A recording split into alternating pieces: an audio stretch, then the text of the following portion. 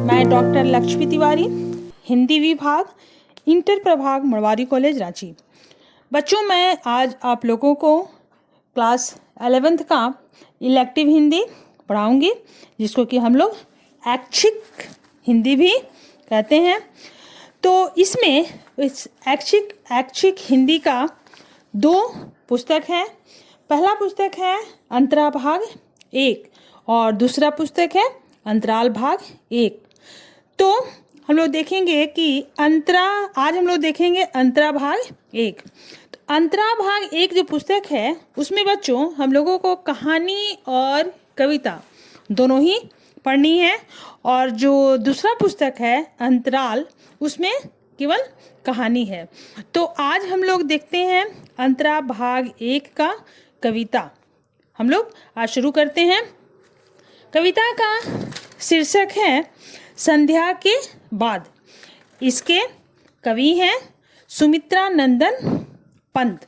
तो बच्चों, आज कविता शुरू करने से पहले हम लोग थोड़ा कवि के बारे में पढ़ लें, और कभी कभी कवि का साहित्यिक परिचय, कवि का जीवन परिचय हम लोगों को पढ़ना होता है, या कभी एग्जाम में हम लोगों को पूछ दिया जाता है कि कवि का परिचय बताएं, या कवि का जीवन वृत्त बताएं, या कवि की साहित्यिक विशेषताएं बताएं, या कवि के काव्यगत विशेषताएं। तो बच्चों, ये सब एक ही है। हम लोग कवि परिचय देख लेते हैं, उसमें हम लोग को साहित्यिक विशेषताएं भी आ जाता है और काव्य की विशेषताएं भी। तो हम लोग देखते हैं सुमित्रा नंदन पंत की कवि परिचय। सुमित्रा नंदन पंत का जन्म 20 मई 1900 ईस्वी में हुई थी। इनका जन्म स्थान उत्तरांचल के अल्मोड़ा के निकट कौसानी गांव में था। उनका बचपन का नाम गुसाई दत्त था। सुमित्रा नंदन पंत को सम्मानपूर्वक संबोधित किया जाता था, जैसे कि प्रकृति के सुकुमार कवि के नाम से उन्हें सम्मानित किया गया है, यानी संबोधित किया जाता था। जैसे कि मान लें कि कभी कभी 1 नंबर का क्वेश्चन हम लोग से पूछ दिया जाता है कि प्रकृति के सुकुमार कवि कौन हैं। आजकल जो परीक्षा का प्रश्न है उसका पैटर्न चेंज भी हो गया है। बहुत सारे क्वेश्चन जो है हमारे ऑब्जेक्टिव रहेंगे, तो जिसको कि हम लोग MCQ बोलते हैं। तो उसमें यह हमारा प्रश्न बनता है कि प्रकृति के सुकुमार कवि किन्हें कहा गया है। तो इसका उत्तर होगा सुमित्रा नंदन पंत। तो चलिए हम लोग देखते हैं सुमित्रा नंदन पंत को किस प्रकार से संबोधित किया जाता था। तो उनको प्रकृति के सुकुमार कवि के नाम से भी जाना जाता था। उनमें प्राकृतिक सौंदर्य के प्रति गहरी संवेदनशीलता जन्मजात थी, यानी जन्म से ही प्रकृति के सौंदर्य को उन्होंने बड़ी ही गहरा से महसूस किया और उस पर जाना, उस पर लिखा। उनकी प्रारंभिक शिक्षा अल्मोड़ा तथा उच्च शिक्षा इलाहाबाद और बनारस के कॉलेज में हुई। उन्होंने गांधी जी के आह्वान पर अपनी शिक्षा अधूरी छोड़ दी और स्वाधीनता आंदोलन में सक्रिय हो गए। उनकी मृत्यु 1978 में हुई। पंत ने साहित्यिक रचना की शुरुआत बचपन से ही, जब वे 4th क्लास में पढ़ते थे, उसी समय से किया करते थे, यानी उसी समय से वे कविता लिखना शुरू की।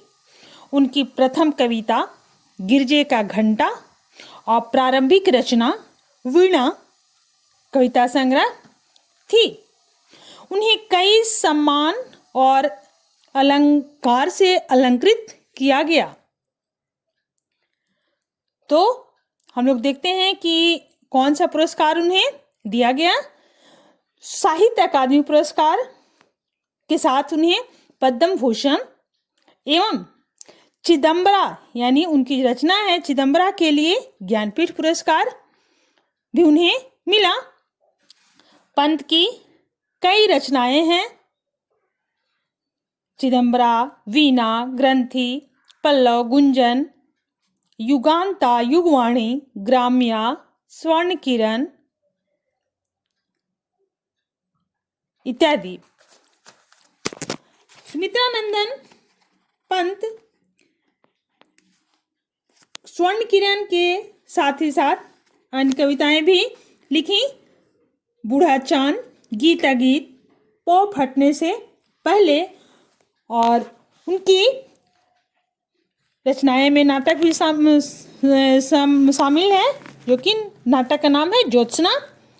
पंत की साहित्यिक विशेषताएं में हम लोग देखते हैं कि पंत जी प्राकृतिक सौंदर्य के साथ साथ मानव सौंदर्य के भी कुशल चितेरे हैं। यानी हम लोग कह सकते हैं कि पंत जी यानी सुमित्रानंदन पंत प्राकृतिक सौंदर्य के तो चितेरे थे ही, उसके साथ ही साथ मानव के सौंदर्य के भी कुशल चितेरे हैं। यानी मानव के सौंदर्य को, मानव को देखकर उनकी भाव को समझ जाते थे। मानव सौंदर्य का मतलब ये नहीं कि उनका चेहरे का वर्णन करना है, यहाँ है कि उनके भाव को देखते हुए वे जैसा भाव देखते थे वैसा वो लिखते थे। वे छायावादी कवियों में सबसे सहज तथा लोकप्रिय कवि हैं। पंत जी सूक्ष्म भाव की अभिव्यक्ति और सचल दृश्यों, सचल यानी चलने वाला, का चित्रण बहुत ही अच्छे ढंग से क्या करते थे। उनकी भाषा शैली भावानुरूप यानी भाव के अनुरूप उनकी भाषा रहता था। जैसा वो भाव देखते थे वैसा ही भाषा में वो लिखते थे। पंत की कविता में भाषा और संवेदना के सूक्ष्म और अंतरंग संबंधों की पहचान है, जिससे कि हिंदी काव्य भाषा में नए सौंदर्य बोध का विकास हुआ है। सुमित्रानंदन पंत ने कहा है, हम जैसा बोएंगे वैसा ही पाएंगे का संदेश दिया है।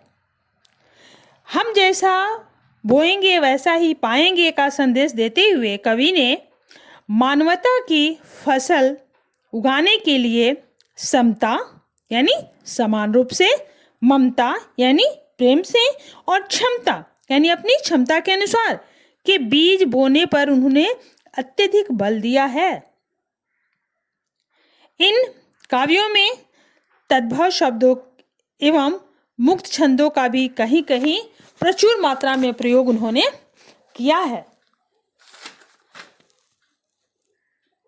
तो यहाँ हमारा जो कविता का शीर्षक है संध्या के बाद, यह कविता हमारा ग्राम्या संकलन, ग्राम्या यानी पहले अभी हम बताएं उनकी रचनाएं में ग्राम्या कविता संग्रह है, उस संकलन से लिया गया है।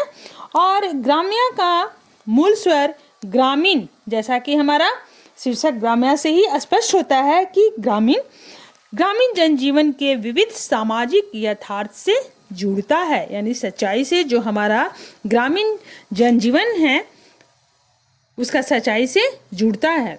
इस कविता में ढलती हुई सांझ के समय गांव के वातावरण, जनजीवन और प्रकृति का सुंदर चित्रण हुआ है, जिसमें वृद्धाएं, विधवाएं, खेत से घर लौटते किसान और पशु पक्षियों का चित्रण उल्लेखनीय है।